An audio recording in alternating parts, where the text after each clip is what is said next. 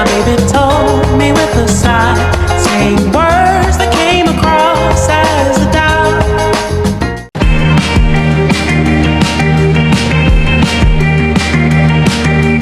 Assalamualaikum warahmatullahi wabarakatuh.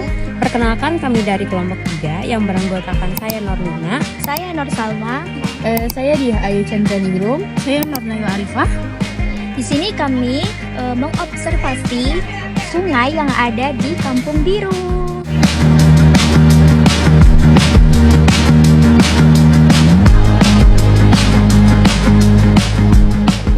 Sebelum kami mewawancarai kalian, perkenalkan dulu kami dari Universitas Lambung Mangkurat dari Prodi Pendidikan IPA, dan saya adalah perwakilan dari teman saya. Di sini saya ingin mewawancarai Ibu dan Bapak. Ya, Sebelum kami mewawancarai kalian dan Ibu, perlu ingin tahu nih nama kalian siapa dan nama ibunya siapa. Kan nama kalian siapa? Muhammad Ridho, umur 63 tahun. Kalau ibunya? Kalau Ibu Irina, umur 45.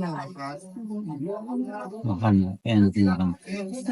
Saya di sini kami ingin mewawancarai tentang sungai yang ada di Kampung Biru ini. Langsung saja ya untuk pertanyaan pertamanya. Menurut Ibu dan Bapak, apakah masyarakat sekitar di sini bergantung pada sungai untuk kebutuhan sehari-harinya?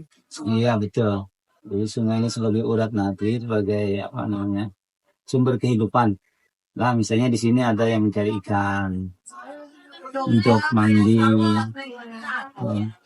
cuci, kapus dan sebagainya digunakan itu. Bagi yang tidak menggunakan PDAM, nah itu sangat penting sungai itu sebagai sumber ikan. Mulai zaman dulu,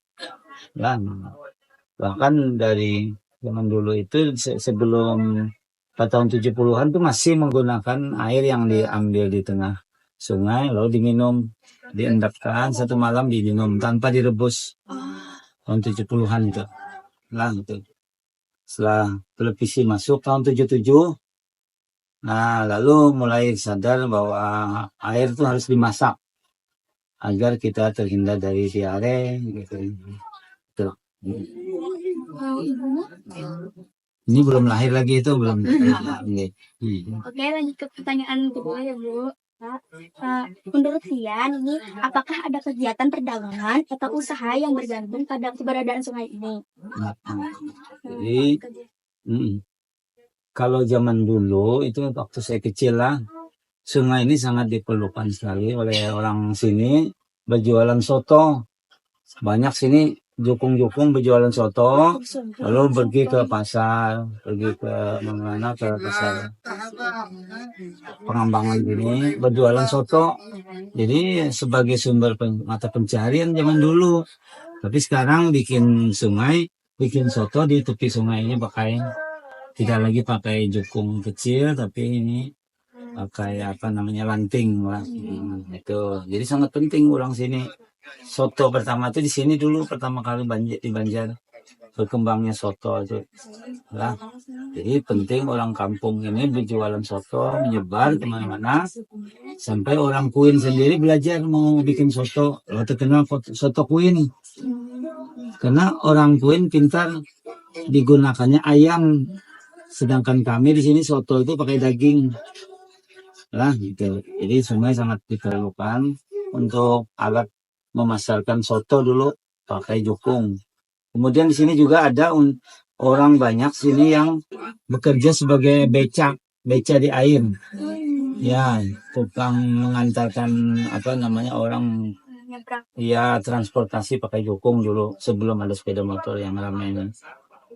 Ada juga beca di darat, tapi di sini juga ramai dulu. Jadi jukung sungai sangat diperlukan bagi orang yang mencari ikan, mencuci, mandi, kampus dan sebagainya lah. Kalau ibunya Ini bertapas penting mana? Bertapas, dikit pakaian. Ibu-ibu sangat. Masih ada juga malah yang orang jualan lah baju. Masih ada di sini. Iwak, ada sayur. Ini ada jukung, sini ada 3 sini yang masih bagus. Sini ada 3 jukung. Ada yang pakai mesin, ada yang tidak, mencari ikan. Orang jualan Hujan. ini masih ada, yang jual sayur. Mm-mm. Ada, masih ada di sini. Masih ada.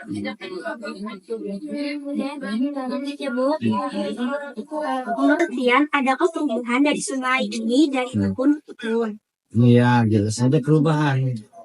Karena adanya arus sungai ini menambah, apa namanya, tergerus lah tempat-tempat ini, lalu melebar. Lalu rumah-rumah yang ada di depan ini habis. Dulu pernah ada jalan raya sini, dulu mobil bisa masuk. Sini ada jalan raya dulu. Nah, tadi saya dulu waktu kecil bermain di situ, sekarang tidak ada lagi. Nah, jadi habis tergerus oleh arus sungai Martapura yang apa namanya, arusnya deras, lalu tergerus hingga sampai jadilah seperti ini. Nah, padahal kami ini bukan tinggal di tepi sungai, nah, tapi kami itu dulu di darat, cuma karena sungainya melebar lalu menjadi di tepi sungai. Kami bukan tinggal di bantaran kali, lain halnya di Sungai Kelayan dan Sungai Pekapuran. Itu tinggalnya dulu memang dia tinggal di bantaran kali. Jadi Kampung Melayu bukanlah orang yang tinggal di bantaran kali. Nah, dan dapat izin dari pemerintah Belanda juga ada di sini tinggal karena dia tidak di bantaran kali. Nah, itu aja yang penting, ada perubahannya di situ. Lalu pada tahun 2018 Wali Kota merubah kampung yang berkesan kumuh ini menjadi sebuah kampung yang indah kalau dipandang mata kalau orang menelusuri sungai. Jadi disulap dengan keindahan, atap, lantai, dan dinding itu diberi bantuan. Ya, juga apa namanya, untuk apa namanya, apa namanya itu, tanknya itu ada dikasih biofilm. Jadi airnya bersih, orang tidak lagi buang air besar, buang air kecil di sungai, karena oleh pemerintah dikasih WC selengkapnya dan pakai speed tanknya tuh biofilm. Jadi aman untuk lingkungan hidup. Nah, itu. Nah, kira-kira begitu perubahannya lah. Nah, tidak lagi pakai jamban-jamban kan, tidak ada lagi. Dulu ada jamban. Lagi, kira-kira itu aja lah perubahan yang bisa didapat dari sungai kampung ini dengan melebar. Lalu ada bantuan pemerintah. Itu di sini dijadikan sebagai kampung kumuh.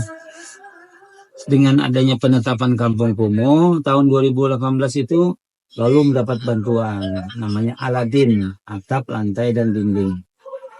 Gitu, ya. Pertama atap dan lantai, ada atap dan dinding dulu. Lalu ada dapat bantuan lantai. Ya, tahap bertahap. Nah, 3 lapis rumah ini semua dapat WC biofil. Jadi orang tidak lagi yang di tepi sungai ini encikannya nggak ada lagi. Mandi cuci kakusnya di rumah masing-masing. Yang dulunya inseksinya Di pinggir sungai, sekarang diambil, tapi airnya tetap diambil pakai sedot mesin gitu. Masih baru. Ini ada pipa listrik, ledeng listrik bawahnya ada. Ledeng. Pipa, siapa yang mau masang misalnya mau masang PDAM bisa disediakan di sepanjangnya ada pipa. Kalau misalnya air bersih, bang. Kalau gitu pertanyaan selanjutnya. Apakah sungai ini tuh pernah mengalami pencemaran? Nah, itu kalau sungai ini dulu lah nyaman, dulu banyak ikan-ikan, tapi setelah adanya pencemaran itu di sini jarang lagi ditemukan iwak-iwak, saya pipi lah, lagi lah namanya kali banyak hilang akibat pencemaran. Ini kan ada limbah tambang kan di sana di hulu kan, tambang emas, terus nanti ada semacam ini juga industri sasirangan. Di hulunya itu ada industri sasirangan. Lalu terjadilah mungkin pencemaran air sehingga ikan-ikan yang zaman dulu tuh sekarang tidak ada lagi. Ya, sihi itu ada orang yang mantap di yang bertempel di di batang. di batang di apa di tunggul-tunggul itu dimakan. Kami makan sihi dulu lagi kecil. Bakut kada lagi. Nah bakut kada lagi. Bakul. Timpakul. Pacat kada lagi pacat. Dulu pacat banyak. Nah karena akibat apa limbah industri pertanian yang menggunakan apa pupuk kimia, ya kan. Lalu ikan bisa baca tiap tahun ada laporan BLHD tentang apa namanya batas ambang batas tentang pencemaran di Sungai Martapura ada. Jadi sangat berbahaya. E. coli-nya sudah jadi tinggi E. coli, ya. Bakteri E. coli-nya tinggi akibat dari bangkai-bangkai yang mati, bekas peternakan ikan di hulu. Jadi E. coli-nya tinggi. Saya lihat ikan pencemaran terhadap industri apa namanya itu apa orang menambang emas itu namanya apa merkuri kan namanya ada di sini di hasil pencemaran merkuri ada di air ini hasil penelitian bukan di laporan BLHD tentang sungai. Bahkan ada turis yang asing nggak berani menyentuh air Sungai Martapura ini. Nah, padahal Sungai Air Martapura ini dulu pemerintah berusaha membantu seperti adanya PAL dulu. Perusahaan apa PAL itu apa? Pengelolaan air limbah. Sekarang menjadi PT sekarang. Nah, jadi PAL itu kan pertama kali Banjarmasin dan Palembang dapat bantuan. Seandainya tidak ada PT PAL, mungkin air Sungai Martapura ini tercemar ini luar biasa.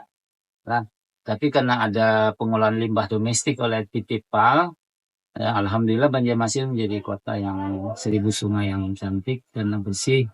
Orang mudah-mudahan jangan takut seperti Citarum. Citarum itu kan terkotor di dunia sungainya. Lalu Banjarmasin mudah-mudahan tidak seperti itu. Nah, Sebelumnya tadi juga sempat mendengar dari bahwa Bapak ini adalah seorang pengrajin sasirangan. Oh ya. Apakah bisa diceritakan sedikit tentang perjalanan sekian membangun kerajinan sasirangan hingga saat ini? Oh ya. Pertama aku tahun 1995 itu dapat pelatihan dari Ibu Ida Fitria belajar sasirangan, tapi warnanya sintetis. Nah, tapi setelah terus-menerus kita bikin sasirangan, dapat info dari Pak Suparwino bahwa ada pewarna alam Pak katanya yang bisa menjadi ramah lingkungan. Nah, Pak Win itu cerita, akhirnya kita dapat pelatihan 2009 menggunakan pewarna alam oleh Pak Henry Suprapto namanya. Nah, sejak itu kita tertarik mengolah sasirangan menggunakan pewarna alam karena ramah lingkungan. Jadi pewarna alam itu ramah lingkungan, sedangkan sasirangan kita di sini melestarikan budaya. Nah, selain melestarikan budaya, melestarikan lingkungan. Ya, itu. Jadi kita pakai warna alam sampai sekarang. Nah, kira-kira begitu. Nah, kalau di lain kan sintetis.